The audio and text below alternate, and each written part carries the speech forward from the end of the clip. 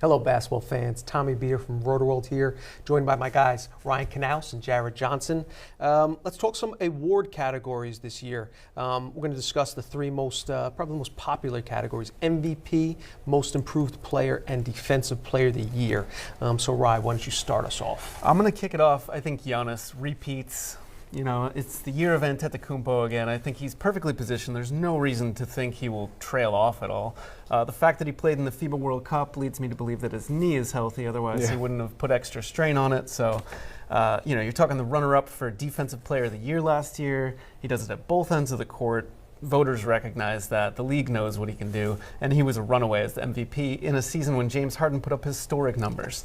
So it's going to take a lot, especially, and that's part of it. Harden now has Westbrook stealing stats and touches from him. LeBron has AD stealing touches, Kawhi and Paul George. And then it's just Giannis, not on an island. He has a good team around him, but no superstar to really bite into his case for and MVP. highly likely to be in the number one seed again. Yeah, right, and the wins to back it up. 60 wins last year. Yep. Only 24 years old, which is frightening. Yeah, This guy scary. Keeps getting better. 25. If he ever adds a three-point shot to his, we can. An NBA player's prime is like 27, by the way. So 2 years away from. yeah, kind of he's not hit his prime yet. A guy on the other side of 30, does he have a chance to win the MVP? Steph Curry, I think my boy Steph Curry is going to win the MVP this year. Okay. They lost Kevin Durant. Klay Thompson, and I don't think he's going to play at all. So that team is Steph Curry, D'Lo, and Draymond. That's it. And Steph is going to have to shoulder a lot of that offensive load. So I just think he's going to have a phenomenal season. I really think that he will flirt with the number one spot in fantasy hoops. Yep. I think that this is going to be his third MVP season. I mean, does the workload, you said it as a plus, that he's going to have to carry that, does it make you nervous that he might wear it down a little? No. Not at all. Okay. I think that he'll be fine. The way that he plays, he doesn't really get touched a lot. His style is not getting fouled, right. You know? Like for example, when James Harden gets to the line like a bunch, he does the flopping thing. Steph Curry, when he's taking his threes, he's actually trying to avoid people. Right, he doesn't draw through contact, all that stuff. Yeah. And has D'Angelo Russell to kind of split minutes with him so it doesn't have to hit too much of the load going forward. And the last time he played without Kevin Durant, I think he did pretty good. Yeah, if you consider unanimous MVP. I think unanimous MVP was decent, right? Decent, right?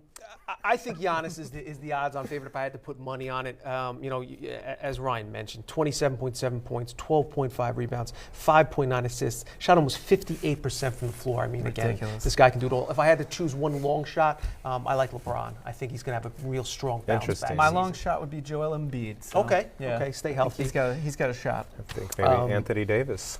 True. Okay. Can't go wrong there. Let's move on to Most Improved Player. Who you got?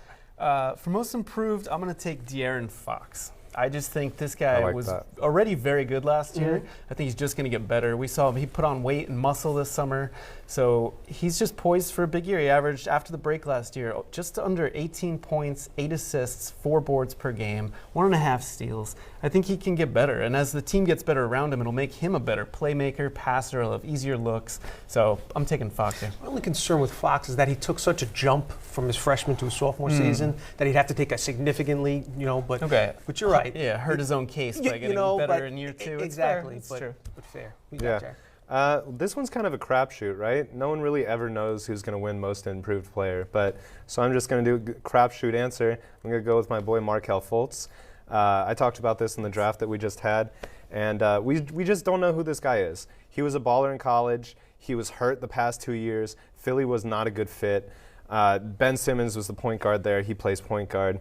Now his only competition is DJ Augustin. I think that that's a pretty good battle to win. Former number 1 overall pick should be able to beat out DJ Augustin for a starting spot.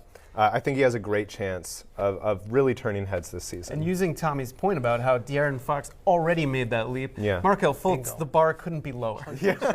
So, if he averages 5 points, that's a vastly if he plays 5 games, that's a vastly improved production. As you mentioned, in college, his freshman year, Washington, I mean, the guy was phenomenal. Scorer, shot up 40% from the three-point line. Exactly. So, how can you play basketball if it hurts to lift your arm above your shoulder?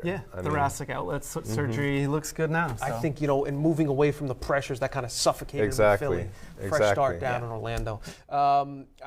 I think Bam Adebayo is a guy that we all agree has a really great chance. That's a great answer. Just the runway is cleared. Hassan Whiteside on the other coast out in Portland.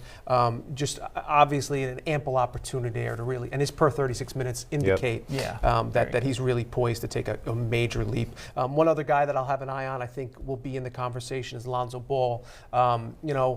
Again, a guy that's had a bar raised really high, then dropped really low, dealing with injuries, fresh start in New Orleans. We'll see. There's a crowded backcourt there, so minutes might be a little bit of an issue. But if he can if he can become a league average shooter, not even a good shooter, but if he can go from terrible to league average, when you talk about, and then he steals the blocks, great vision, great assists. I really like that Pelicans team. He was like close to my never again list last year, but now that he's going so late, it's kind of worth it. And I'm talking myself into him again because sometimes all the guy needs is a fresh start. And he's a horrific free throw shooter, but if you look, he's only attempted like one and a half per game. So it's really on a weighted basis, it's not hurting him. It's not Dwight Howard taking 10 free throws a game, Last up, DPOY, Defensive Player of the Year, who you got? This one's easy for me, so I'll real quick insert. When you pivoted to Ball, I thought you were going to say Shai Gilgeous-Alexander for Most Improved, which I know the Rotoworld crew is high on him, so I'll throw him out there too. Defensive Player of the Year, I'm going with Giannis again. I think he's got MVP and DPOY locked up. He's just so good. He's so long. He covers the paint like no one else. The Bucks have a lot of length, so they just suffocate you. And he's the head of the defense. I think this is his year. He came in second last year. I think he's going to do it. Can't argue with that. I mean, it's pretty boring here, but I'm just going to go with my boy Rudy Gobert.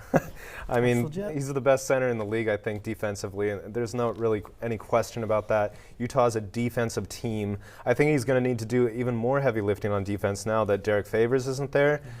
They replaced him with Jeff Green, quite a downgrade.